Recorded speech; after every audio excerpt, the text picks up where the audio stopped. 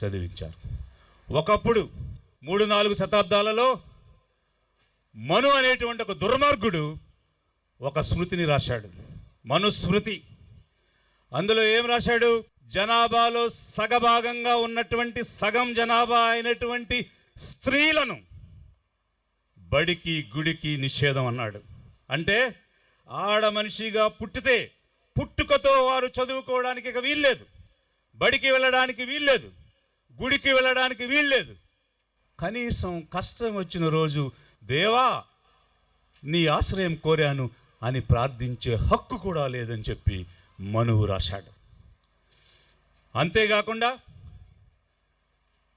80% పైనటువంటి శూద్రులు ఈరోజు ఓబీసీలుగా అనేక కమ్యూనిటీస్, కాపు, కమ్మ, రెడ్డి, తెలగ, బలిజ, ఒంటరి, ఇలాంటి అనేక కమ్యూనిటీస్ వీళ్ళందరూ కూడా శూద్రులుగా ఉన్నటువంటి వారికి మీకు కూడా చదువు లేదన్నాడు, మంత్రాలు లేవన్నాడు, బడి లేదన్నాడు. ఊరి వెలుపల ఉన్న అస్పృశ్యులకు ఇంకా దారుణమైనటువంటి పరిస్థితులు కల్పించాడు. కొండల్లో నివసించే ఆదిమ జాతులకు భయంకరమైనటువంటి పరిస్థితులు కల్పించాడు. ఇది ఆ రోజు మనువు రాశాడు. అయితే మనువు రాసిన శాసనాలను తిరగరాసి ఆదిమ జాతుల దగ్గర నుంచి, ఆదివాసుల దగ్గర నుంచి, అస్పృశ్యుల దగ్గర నుంచి, శూద్రుల వరకు, మహిళల వరకు, స్త్రీల వరకు సమాన హక్కులు కల్పించాలని భారత రాజ్యాంగాన్ని రాసి నవంబర్ 26వ తేదీ 1949లో వీటన్నిటినీ కూడా తిరగరాసుకుని ఈరోజు సమాన హక్కులు పొందుతూ 21వ ఆర్టికల్ కింద అంతకుముందు ప్రతి ఒక్క వ్యక్తికి చదువు ఇవ్వాలనేటువంటి అంశాన్ని, రైట్ టు ఎడ్యుకేషన్ అంటే పుట్టిన ప్రతి బిడ్డ చదువుకోవాలనేటువంటి ఒక ప్రాథమిక హక్కుని కూడా రాజ్యాంగ సవరణ ద్వారా ఈరోజు మనం తెచ్చుకున్నాం. మనువు చదువు ఇవ్వకూడదు అనుకున్నాడు, కానీ రాజ్యాంగం చదివిచ్చింది. అది కేవలం ప్రభుత్వాల దయాదాక్షిణ్యం మీదే వచ్చే చదువు కాకుండా ఒక హక్కుగా చదువు పొందాలనుకున్నాము. రాజ్యాంగ సవరణ చేసి దానిని ఒక ప్రాథమిక హక్కు చేసుకున్నాం. పెత్తందారులు ఎప్పుడూ కుట్రలు చేస్తూనే ఉంటారు, కుతంత్రాలు చేస్తూనే ఉంటారు, మనువాదంలోనే వాళ్ళు ప్రవర్తిస్తూ ఉంటారు, మాటలు మాత్రం తీయగా చెప్తూ ఉంటారు.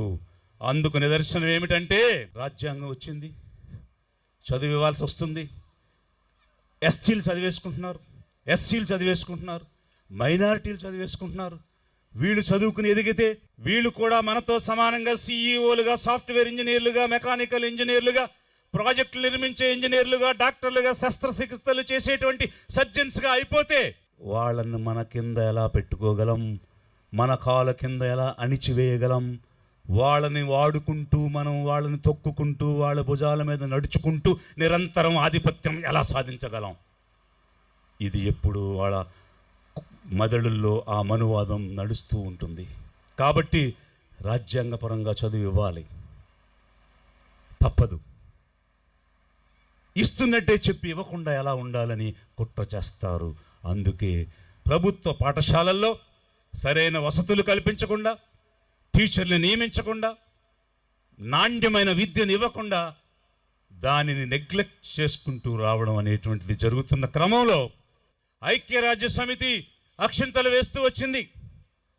వరల్డ్ ఫోరం 193 దేశాలు కూర్చుని సస్టైనబుల్ డెవలప్మెంట్ గోల్స్, సుస్థిరమైనటువంటి అభివృద్ధి ప్రణాళికలు చేయండి, విద్యను ఇవ్వండి, ప్రతి వ్యక్తికి విద్యనిచ్చి 100% లిటరసీ సాధించండి అని ప్రపంచ దేశాలకు చెప్తున్న పరిస్థితిలో దాని నుంచి బయటపడడానికి ప్రాథమిక హక్కుగా చేసి విద్యనిస్తున్నట్టు, టీచర్లను పెడుతున్నట్టు తీసుకువచ్చి మరొక్కసారి నటించడం ప్రారంభం చేశారు. మరి ఈ నటన ద్వారా మళ్ళీ చదివేసుకుంటున్నారు, ఎక్కి పైకి వచ్చేస్తున్నారు. దీన్ని ఎలా అరికట్టాలని ఆలోచిస్తూ ఉన్నారు. కొత్త సూత్రం తెచ్చారు. అది ఏమిటి అంటే భాషను ప్రయోగించటం. అంటే తెలుగు అనేది ప్రాంతీయ భాష. ఒక ప్రాంతీయ భాష నేర్చుకున్న వాళ్ళు నువ్వు ఆ ప్రాంతానికే పరిమితం అవుతావు తప్ప పరిమితులు దాటి బయటకు వెళ్ళి అవకాశాలను అందిపుచ్చుకునేటువంటి పరిస్థితి కేవలం తెలుగు మాత్రమే చదువుకుంటే ఎలా వస్తుంది? పరిమితులు లేని భాషను నేర్చుకుంటే కదా వస్తుంది. ఇంగ్లీష్ అంతర్జాతీయ భాష, ఇంటర్నేషనల్ లాంగ్వేజ్.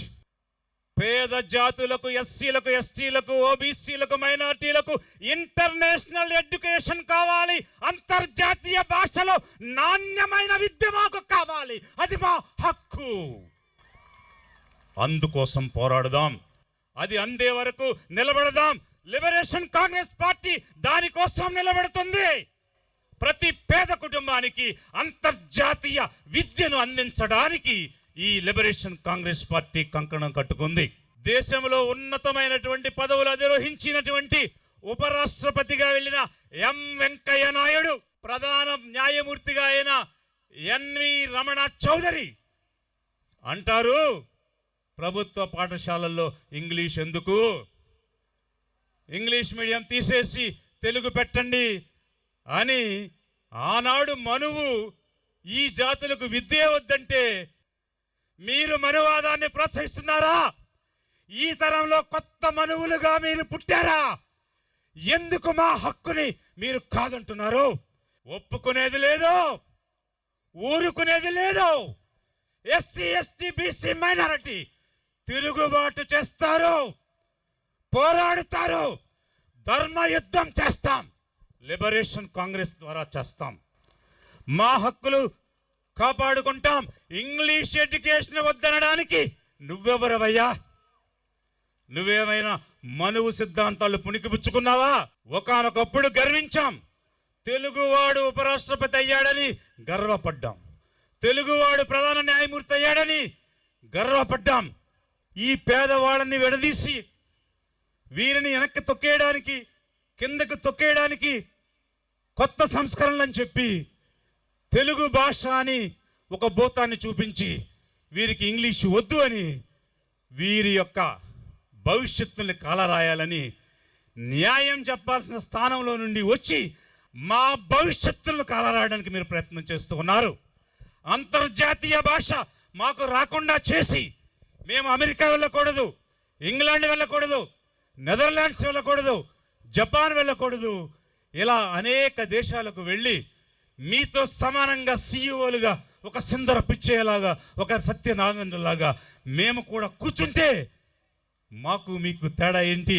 వీళ్ళు అంటరాని వాళ్ళు, అనగారిన వాళ్ళు, వెనుకబడిన వాళ్ళు, మైనారిటీలు, వీళ్ళు మనతో సమానంగా అమెరికా వచ్చి కూర్చోవడం ఏంటి అనేటువంటి ఒక కుట్రతో మీ ఈ కమ్మవర్గం వారే ఎందుకు తెలుగు కోసం మాట్లాడుతున్నారు? ఈ పేదవాళ్ళకి ఇంగ్లీష్ వద్దని అంటున్నారు. మిగిలిన వాళ్ళు ఎవరు ఎందుకు వద్దనడం లేదు. కొత్త మనువాదమా ఇది? సభాముఖంగా మిమ్మల్ని ప్రశ్నిస్తూ ఉన్నా. ఎందుకు ఇంగ్లీష్ మీడియం వద్దంటారు? ఇంగ్లీష్ వల్ల తెలుగుకి ఎలాంటి హాని జరగలేదు. ఇంగ్లీష్ వల్ల తెలుగు ఏ విధంగానూ నష్టపోలేదు. మనమందరం తెలుగులోనే మాట్లాడుకున్నాం, మాట్లాడుకుంటూ ఉంటాం, తెలుగు వారిగానే జీవిస్తాం. తెలుగు ప్రతి ఒక్కరూ నేర్చుకుంటాం, ఇంట్లో మాట్లాడతాం, బయట మాట్లాడతాం. కానీ మాకు అంతర్జాతీయ భాష కావాలి. ఎందుకంటే మా పిల్లలు ఎదగాలి, మా బిడ్డలకు మంచి భవిష్యత్తు రావాలి. ప్రపంచవ్యాప్తంగా ఉన్న ప్రతి అవకాశం ప్రతి ఎస్సీ, ఎస్టీ, ఓబీసీ, మైనారిటీ అందిపుచ్చుకోవాలి. అందుకోసం మాకు ఇంగ్లీష్ ఎడ్యుకేషన్ కావాలి. ఎవరడ్డొచ్చినా, ఎవరు ఆపినా ఒప్పుకునేది లేదు. ఈ సభాముఖంగా ఇప్పుడున్న కూటమి ప్రభుత్వానికి హెచ్చరిక చేస్తున్నాం, డిమాండ్ చేస్తున్నాం. ఇంగ్లీష్ ఎడ్యుకేషన్కి ఇప్పటికే జీవోలు ఉన్నాయి. ఆ జీవోలను మీరు రద్దు చేయడానికి వీల్లేదు. ఆ జీవోలు మీరు మార్చడానికి వీల్లేదు. అలాంటి చర్య కానీ తెలుగుదేశం, జనసేన, బీజేపీలు కలిసి కుట్ర చేస్తే తిరుగుబాటు వస్తుంది ఎస్సీ, ఎస్టీ, ఓబీసీ, మైనార్టీల నుంచి. మా విద్య కోసం మేము పోరాడతాం, మా హక్కుల కోసం మేము పోరాడతాం. మా ఇంగ్లీషు విద్యను మేము కాపాడుకుంటాం. ప్రభుత్వ పాఠశాలల్లో 44,000 పైగా ప్రభుత్వ పాఠశాలలు ఉన్నాయి. ఇంచుమించు 45 లక్షల మంది విద్యార్థులు అందులో చదువుతూ ఉన్నారు. మరి ప్రభుత్వ పాఠశాలలు కూడా ఉన్నాయి, ప్రైవేటు పాఠశాలలు కూడా ఉన్నాయి. నిజంగానే మీకు తెలుగు భాష మీద తీపి ఉంటే, తెలుగు కోసమే మీరు మాట్లాడితే నారాయణలో తెలుగు మీడియం పెట్టండి, ఇంగ్లీష్ మీడియం తీసేయండి. శ్రీ చైతన్యలో ఇంగ్లీష్ మీడియం తీసేయండి, తెలుగు మీడియం పెట్టండి. భాష్యంలో ఇంగ్లీష్ మీడియం తీసేయండి, తెలుగు మీడియం పెట్టండి. నీ స్వర్ణ భారతి ట్రస్ట్లో ఉన్న స్కూల్లో కూడా, నీ అక్షర స్కూల్లో కూడా ఇంగ్లీష్ మీడియం తీసేసి తెలుగు మీడియం పెట్టి నీ నిజాయితీ దాచుకో. మీ పాఠశాలల్లో ఇంగ్లీష్ మీడియం తీసేయండి, తెలుగు మీడియం పెట్టండి, మీ నిజాయితీ చాటుకోండి. మీకు, మీ పిల్లలకి, మీ మనవాళ్ళకి, తర్వాత తరాలకి ఇంగ్లీష్ మీడియం కావాలి. పనికి మాలిన వాళ్ళు కదా, పారేసిన వాళ్ళు కదా, ఇసిరేసిన వాళ్ళు కదా, కొండల్లో కోనల్లో ఊరు బయట వెలుపల పనికి మాలిన బతుకులు కదా.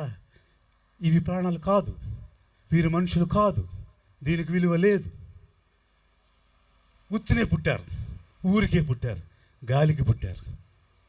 కాబట్టి ఏదో ఒకటి ఇలా ముఖాన్ని పడేయచ్చు. వీళ్ళకి ఇంగ్లీష్ అవసరం లేదు, తెలుగు చదివితే చాలు. ఈ ఊరికో, ఈ గ్రామానికో, ఈ కాలనీకో పరిమితమై వాళ్ళకి ఊడిగం చేసుకుని వీధులు ఊడ్చుకుంటూ, లెట్రిన్లు గడుక్కుంటూ, రోడ్లు వేసుకుంటూ బతికితే చాలు. వీళ్ళకెందుకు అమెరికా, వీళ్ళకెందుకు ఇంగ్లాండ్, వీళ్ళకెందుకు జర్మనీ? మేము వెళ్ళాలి, మాకు ఇంగ్లీష్ కావాలి, మీకు తెలుగు. అందుకే చంద్రబాబు నాయుడు గారు, పవన్ కళ్యాణ్ గారు, బీజేపీ నాయకులు పురంధరేశ్వరి గారు